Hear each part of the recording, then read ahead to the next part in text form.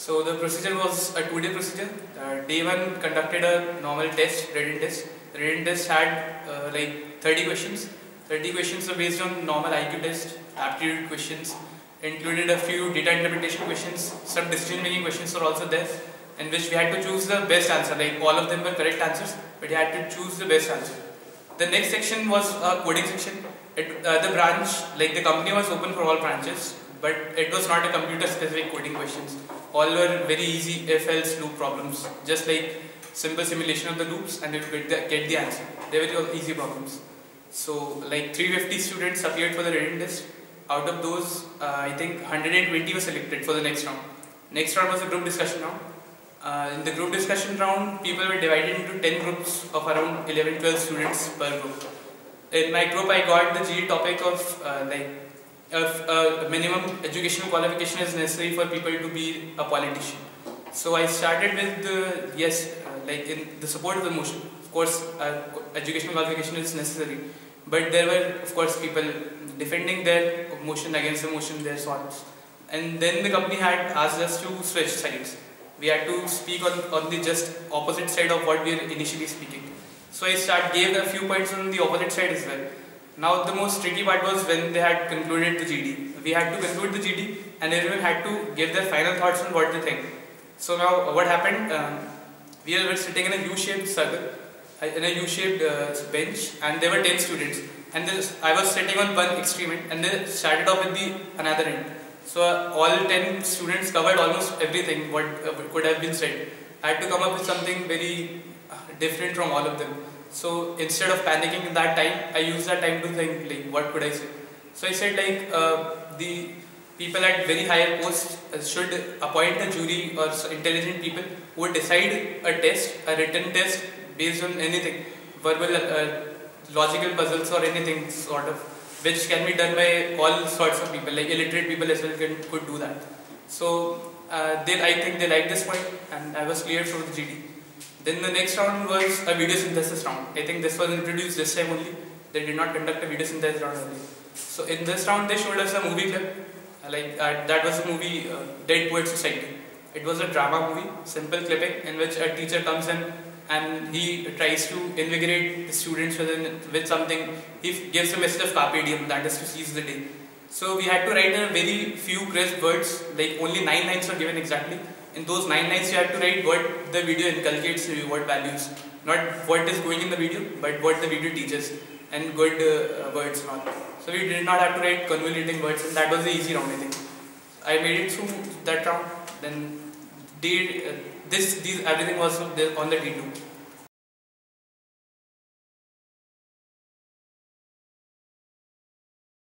Then that was followed by the interview. For the interview they selected I think 18 students.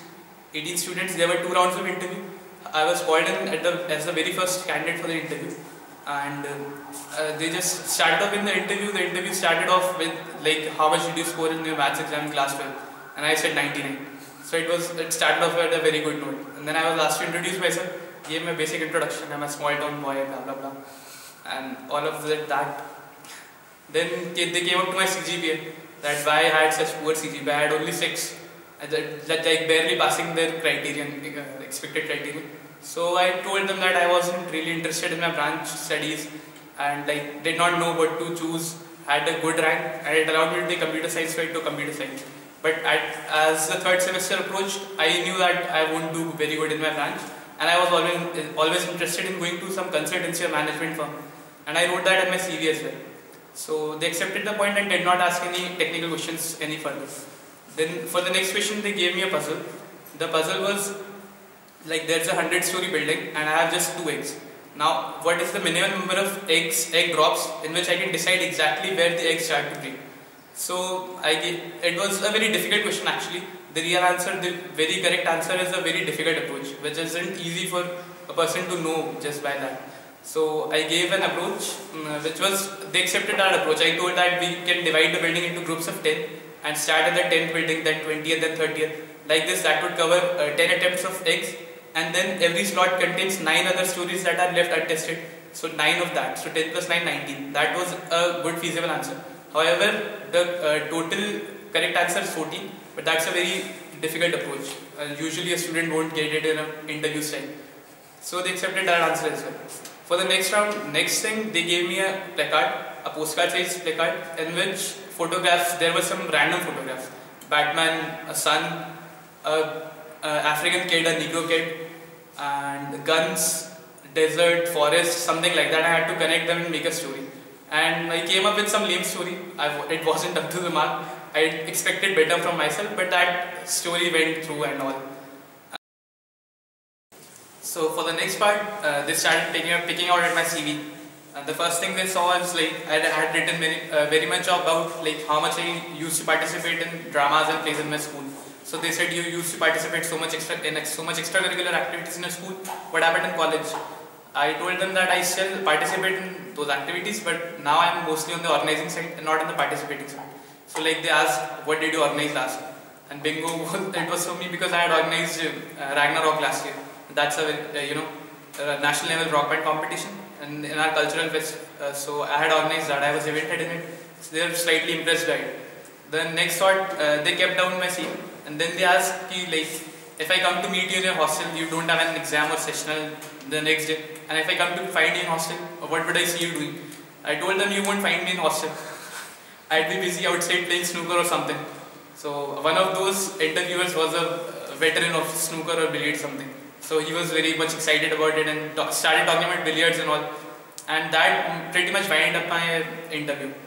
The last thing was that happened. They follow a very unconventional ritual at the company. They don't call their seniors by sir or boss anything. They call everyone by their name. And this told us in the PPT itself that you have to call everyone by their name. Now it was kind of unusual for us, but at the end I stood up and greeted them by their names. And they were like chuckled to it, and you were learning our company rituals very quickly enough.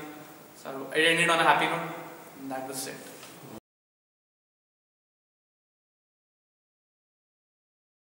Yeah, I would suggest people to keep a good demeanor about themselves, be confident. They should not think like how much competition would be reduced if people get selected in this company. Rather, they should think that they are going to be selected in that company. And if you're confident about the profile that you're appearing for, it's fine. The pointer does not hinder your interview. It's just a criterion to appear in the interview. Once you appear for the interview, it's open for all situations. So be confident. That's it.